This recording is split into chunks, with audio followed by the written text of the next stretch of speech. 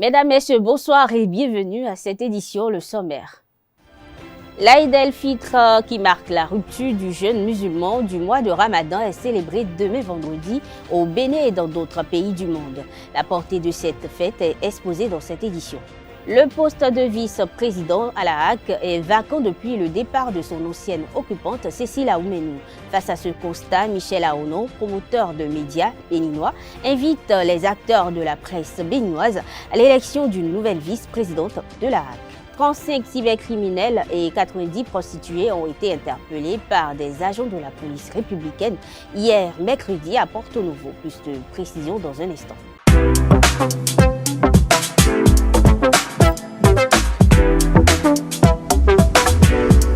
Moi, je suis à ESAE et toi? Moi, je suis en administration des finances à ESAE. Moi, je suis en diplomatie et relations internationales à ESAE. Moi, je suis en journalisme à ESAE. Émission ici, c'est ESAE. Moi, je suis en communication marketing à ESAE. Moi, je suis en droit à ESAE. Moi, je suis en gestion des ressources humaines à ESAE. Moi, je suis en gestion des marchés publics à ESAE. Moi, je suis en administration du travail et de la sécurité sociale à ESAE. Moi, je suis en sciences économiques à ESAE. Moi, je suis en banque finance à ESAE. Moi, je suis en administration générale à ESAE. Moi, je suis en audit et contrôle de gestion à ESAE. Moi, je suis en sciences juridiques à ESAE. Moi, je suis en administration générale et territoriale à ESAE. Moi, je suis en transport logistique à ESAE. Moi, je suis en gestion des projets à ESAE. Rejoignez-moi, c'est la meilleure université. Nous sommes à ESAE. Rejoignez-nous. À ESAE, l'excellence a un nom.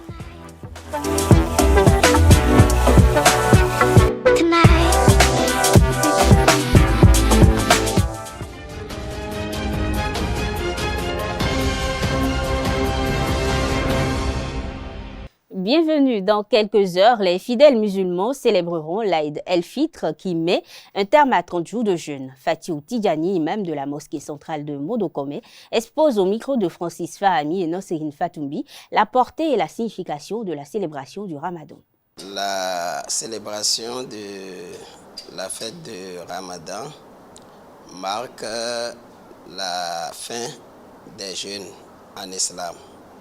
Le mois de Ramadan est un mois où on nous a imposé, Dieu nous a imposé le jeûne durant tous les jours de ce mois-là. Alors, quand le mois prend fin, il y a une prière qui est célébrée en groupe et à une place qu'on appelle Idi. Et cette fête-là montre que le mois est terminé et que l'obligation qui nous est été imposé, cela est levé et qu'à partir de cet instant, on se réjouit et on rend grâce à Dieu de nous avoir permis de commencer le mois en beauté et de l'achever aussi en beauté. C'est une prière de deux unités de prière, deux unités qu'on appelle deux unités de rakat qui est célébrée pour louer Dieu, rendre grâce à Dieu. Et c'est une prière habituelle. C'est comme des prières habituelles, mais c'est une prière surrogatoire. Mais c'est obligatoire à toute personne qui a la santé, qui peut se déplacer. Et ça a beaucoup de valeur au point où même les femmes qui sont en menstruation, qui ne doivent pas normalement prier, parce que quand une femme est en menstruation, elle est exemptée de la prière.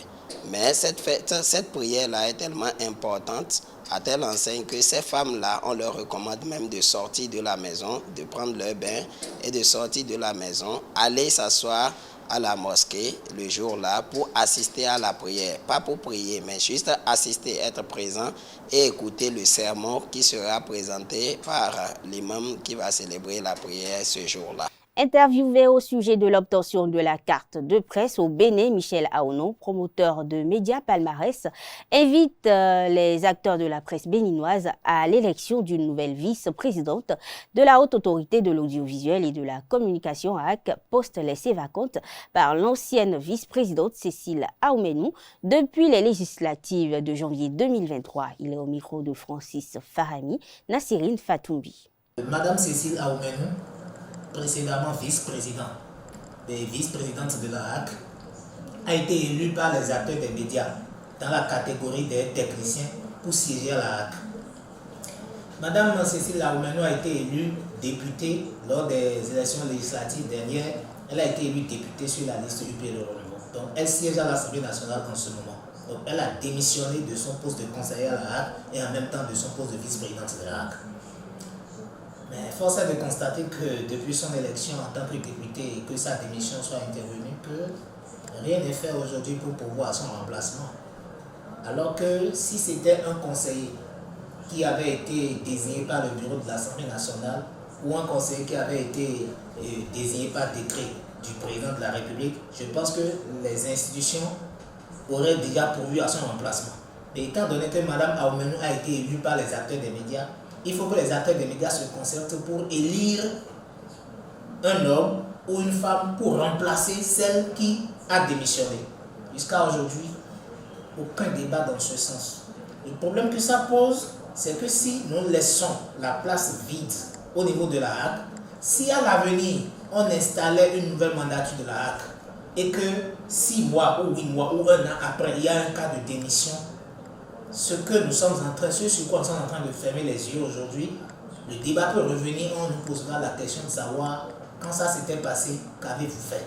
C'est pourquoi moi, je voudrais attirer l'attention des acteurs des médias, notamment la catégorie des techniciens de l'audiovisuel, et attirer l'attention des pouvoirs publics sur le fait que la place qui est réservée aux acteurs des médias à la HAC, il y a un poste qui est vacant jusqu'à aujourd'hui, et il faut, à défaut donc de mobiliser des moyens pour faire une élection telle que nous avions l'habitude de le faire, qu'au moins la catégorie d'où provenait Mme Cécile Aoumeno, la catégorie des techniciens, puisse se retrouver et procéder peut-être à une assemblée générale et désigner un homme ou une femme technicien des télécommunications pour remplacer Mme Cécile Aoumeno à la HAC, au lieu qu'on puisse laisser le poste vacant, parce que là maintenant il y a encore, je crois, le mandat fini en 2024, il y a encore un peu plus d'1 an à faire.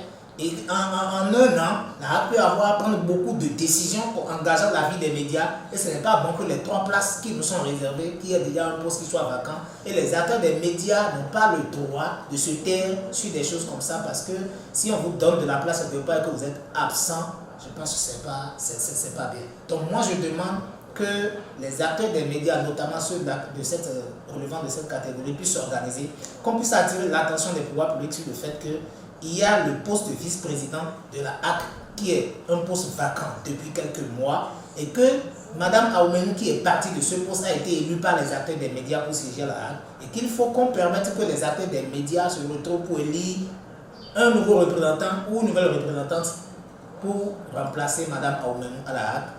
Et ce ne serait pas bien qu'on puisse laisser les choses en l'état jusqu'à la fin du mandat. Ça peut nous rattraper plus tard. Vous avez vu au Conseil économique et social, après le décès du général Soumanou Oké, les acteurs se sont retrouvés et ils ont élu un nouveau représentant pour le Conseil économique et social. Le Conseil économique et social, c'est une institution de la République comme la HAC. Donc, il faudrait que le poste qui est devenu vacant à la HAC aussi, après les élections législatives, que ce poste soit pourvu. Et il faut que les acteurs des médias se mobilisent pour ça et qu'on puisse attirer l'attention des pouvoirs publics sur ça. Je pense que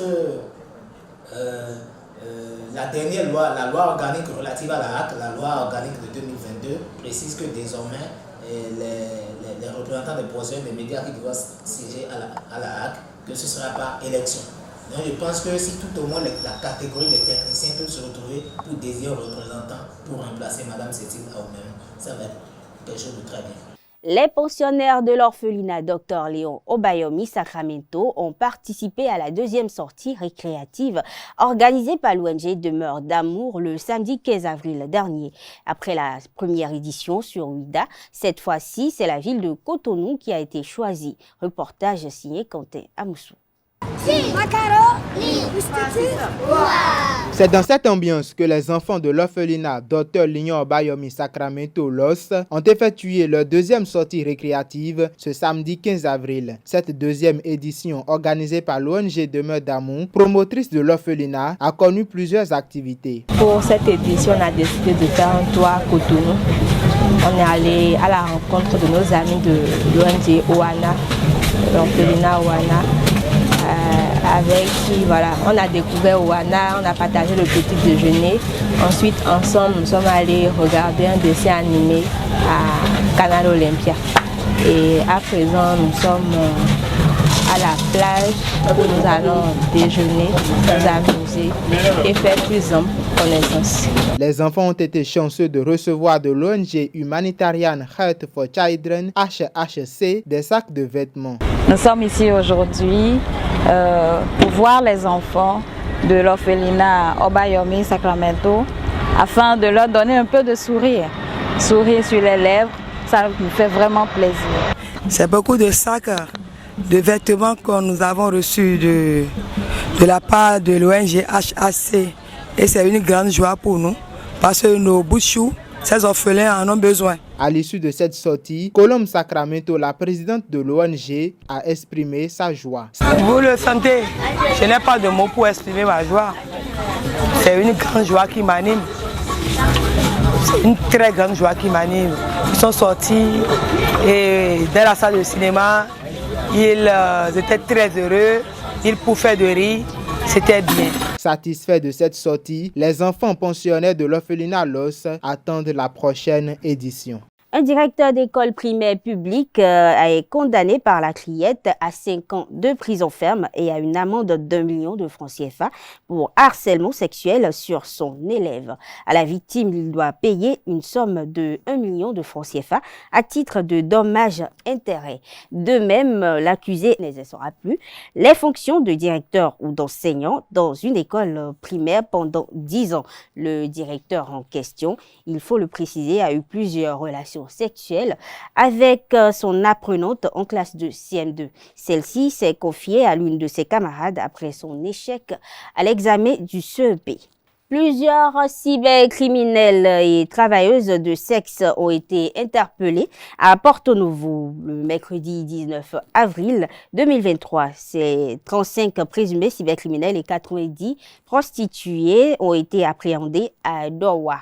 Face à la lutte contre les cybercriminels entamée par l'OCRC, les arnaqueurs se seraient retranchés dans les zones de ces travailleuses de sexe. Sport dans cette édition, réticent à l'idée de rejoindre les écureuils devenus guépards du Bénin en 2021, Andreas Rontondi a changé d'avis. Le frère de l'international béninois Cédric Rontondi va désormais défendre les couleurs nationales en sélection. Selon un communiqué de la direction de communication de la Fédération béninoise de football, FBF, l'attaquant de 21 ans a revu sa position depuis les premiers contacts d'août 2021. Je vous invite à suivre cet élément qui retrace son parcours, une signature de Colombe Oussou. Né à Montré en France, Andreas Rontondi commence le football dans le club local du FC Cosmos, puis il rejoint l'US Quincy voisin FC où il évolue en district et il se fait repérer par le CSMO qui le recrute. Après un passage à l'US Torcy, il rejoint en janvier 2019 le SM Caen. Il fait sa première apparition en professionnel le 16 novembre 2019 à l'occasion d'une rencontre de Coupe de France face à l'Azimur Érigné.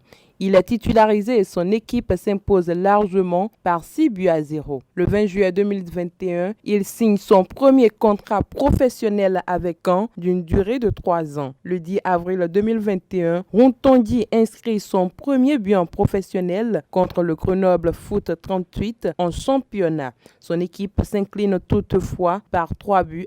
Le 23 juin 2022, il prolonge son contrat avec Caen jusqu'en juin 2025. Le 27 juin 2022, Andreas Rontondi est prêté à l'US Quevilly-Rouen pour une saison. Le 12 janvier 2023, lors du mercato hivernal, il est prêté pour une durée de 6 mois à l'US Orléans en national. Le jeune joueur d'1,90 m a joué 6 matchs cette saison 2022-2023 et marqué 6 buts. Il avait évolué sous les couleurs de Caen de 2020 à 2022, soit pendant 2 saisons où il a joué 30 31 matchs pour seulement 2 buts marqués. En avril 2023, Andreas Huntondi accepte enfin de rejoindre la sélection nationale du Bénin. La direction de communication de la Fédération béninoise de football l'a annoncé le mercredi 19 avril 2023. Plusieurs fois approché par le passé, le jeune attaquant a pris tout son temps pour se décider. Le jeune joueur de 20 ans né en France aurait pu rejoindre l'équipe nationale du Bénin en septembre 2021, ceci à l'occasion des 2 premières journées des éliminatoires de la Coupe du Monde Qatar 2022. Mais le joueur du SM Caen, prêté à l'US Orléans, n'a pas voulu donner une suite favorable à l'approche de Michel Dussuyer, alors sélectionneur du Bénin. Il est auteur de 6 buts et une passe décisive en 11 matchs cette saison avec l'US Orléans. Il devrait ainsi faire partie de la prochaine liste de Gernot Rohr, sélectionneur du Bénin, en juin prochain à l'occasion de la 5e journée des éliminatoires de la Coupe d'Afrique des Nations CAN 2023. Mesdames, Messieurs, nous sommes à la fin de cette édition. Merci de votre attention. Bonne soirée à toutes et à tous. Bonne fête aux fidèles musulmans.